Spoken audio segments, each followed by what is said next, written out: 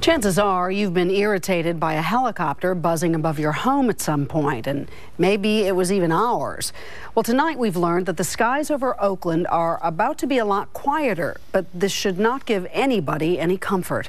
Sherry Hu on the big changes starting this weekend. Sherry.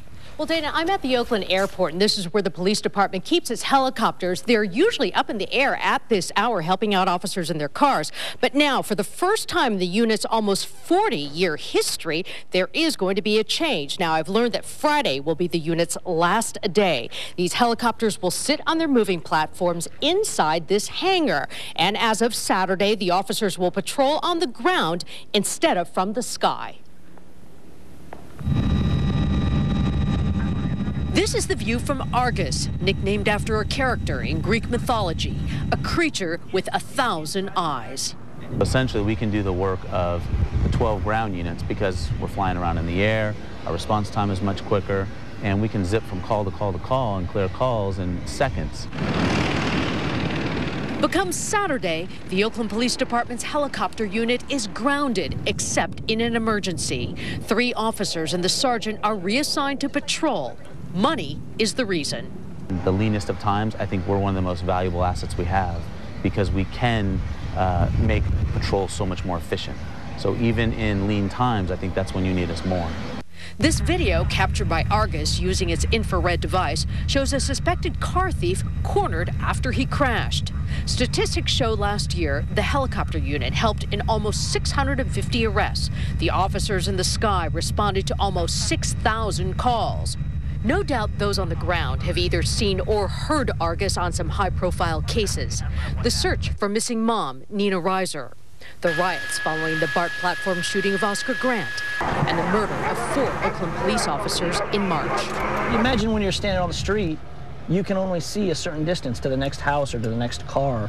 If you're out in the middle of the street, you may be able to see clear down the block. From the air, I can see 3, 4, 5, 6 blocks at a time.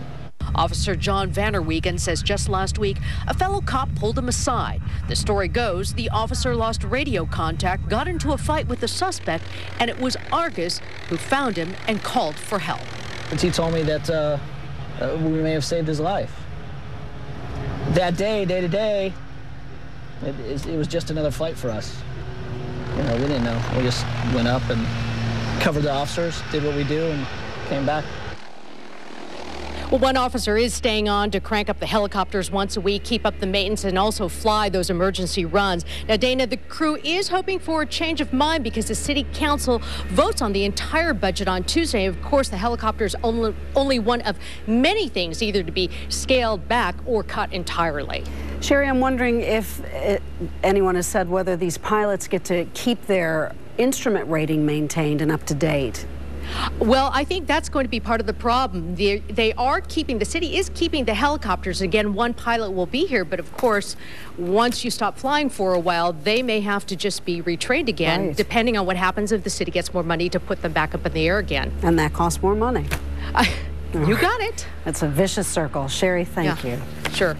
Well, we did some checking around today and found 5 Bay Area agencies still do fly choppers. The ones that do not generally receive air support from the CHP. Well, the efforts to end the state budget are grounded tonight as political editor Hank